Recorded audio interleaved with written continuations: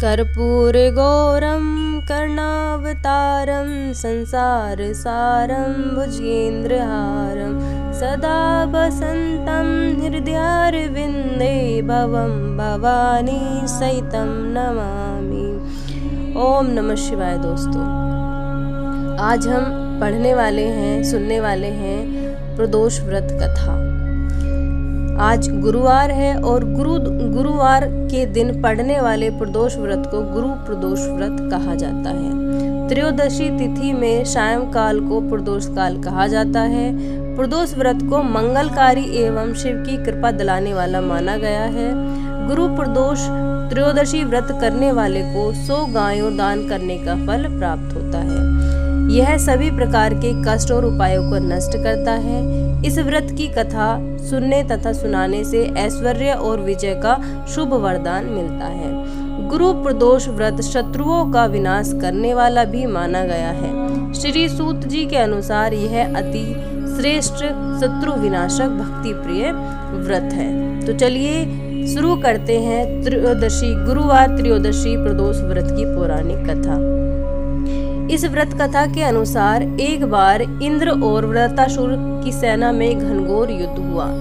देवताओं ने दैत्य सेना को पराजित कर नष्ट भ्रष्ट कर डाला। यह देख वृत्रासुर अत्यंत क्रोधित हो स्वयं युद्ध को उद्यत हुआ। आसुरी माया से उसने विकराल रूप धारण कर लिया। सभी देवता भयभीत हो गुरुदेव बृहस्पति की शरण में पहुंचे। बृहस्पति महाराज बोले, पहले मैं तुम्हें वृत्रासुर का वास्तविक परिचय दे दूं। परिचय देते हुए बृहस्पति जी ने कहा, वृत्रासुर बड़ा तपस्वी और कर्मनिष्ठ है। उसने गंधमादन पर्वत पर घनघोर तपस्या कर शिवजी को प्रसन्न किया। पूर्व समय में वह चित्ररथ नाम का राजा था। एक बार वह अपने विमान से कैलाश पर्वत चला गया।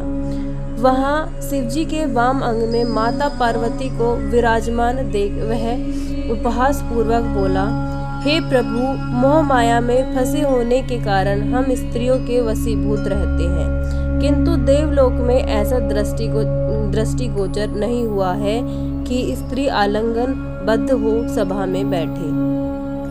चित्ररथ के यह वचन सुन सर्वव्यापी शिव शंकर बोले, हे राजन, मेरा व्यवहारिक दृष्टिकोण अलग है। मैंने मृत्युदाता कालकूट महाविष का पान किया है, फिर भी तुम साधारण जन की भांति मेरा उपहास उड़ाते हो। माता पार्वती क्रोधित हो चित्ररथ से संबोधित हुई।